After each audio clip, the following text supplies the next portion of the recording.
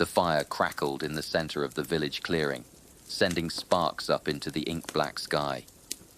Around it sat Fennel, his little brother Zephyr, Kono, and Mater. The warmth of the fire offset the coolness of the night, but Fennel's thoughts were far from the comfort of home. You really believe the stories? Kano asked, tossing a stick into the flames. His shaggy hair caught the orange light as he leaned back, stretching his legs out. Monsters in Nelmara? Come on. If they were real, wouldn't someone have seen one by now? That's the point! Zephyr piped up, his voice eager. No one does see them because the monsters get you first. That's what Elder Terran says. Elder Terran also says you shouldn't swim too far in the river or a water spirit will pull you under. Maita teased, smiling as she wrapped her arms around her knees.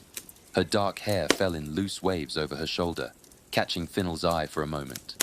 It's just stories, Zephyr. Stories to keep kids like you from wandering into trouble. Zephyr scowled, poking at the fire with a stick. I'm not a kid. Hey, debatable. Kano said with a grin. But seriously, Nelmara's probably just a wasteland. Too hot, too dangerous. No one goes there because no one wants to. Fennel frowned, staring into the flames. Maybe.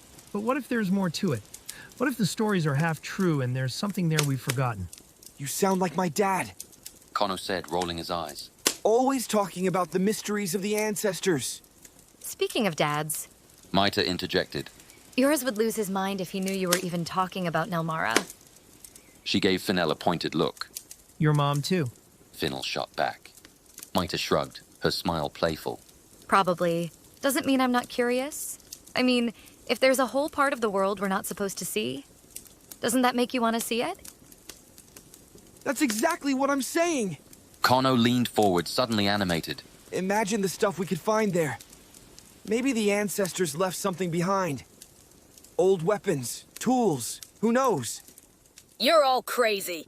Zephyr muttered, but his eyes betrayed a mix of fascination and jealousy. You're not coming. Fennel said firmly, meeting his brother's glare. Why not? Zephyr's voice rose sharply. I'm almost 13. I can handle it. You'll slow us down. Kano said bluntly. No offense, but you're not exactly built for fighting monsters, or whatever's out there. Zephyr's face turned red, and he opened his mouth to argue, but Maita reached over and touched his shoulder gently. Zephyr.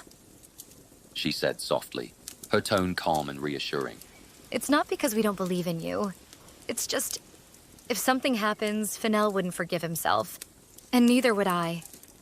Zephyr hesitated, then slumped. Fine.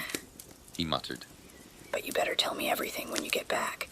Fennel smiled faintly, ruffling his brother's hair. Deal. Now stop pouting. The conversation shifted to planning, the group's tone turning serious. We leave before sunrise, Fennel said. while everyone's still asleep. What about the heat? Maita asked. We'll use padded cloaks from the hunter's gear. Kano said. Soak them in water before we go. Should help keep us cool for a while. And the radiation? There's that dried bark from the flamewood trees. Fennel suggested. It doesn't burn easily, and it might work as a barrier if we layer it. Food and water? Maita added, ever practical. I'll grab some from the storage hut tonight. Kano said. Enough for a day. And weapons? Zephyr asked, leaning in. Fennel held up his spear. We take what we have. Spears, bows, knives. Stay light, stay fast. What if we don't make it back by sunrise? Maita asked, her voice tinged with unease. We will. Fennel said firmly. We have to. The group sat in silence for a moment, the fire crackling between them. The weight of what they were planning hung heavy in the air, but beneath it was a spark of excitement. All right. Kano said finally, clapping his hands together. We're really doing this. Mita sighed, smiling despite herself. Guess so. Fennel looked at Zephyr, who nodded reluctantly. Stay here. Fennel said again. Yeah. Zephyr grumbled. Just don't die out there, okay? Fennel laughed, his confidence belying the nerves tightening in his chest. Wouldn't dream of it. The fire burned low as the group dispersed, each carrying a mix of fear and anticipation for what awaited them in Nelmara.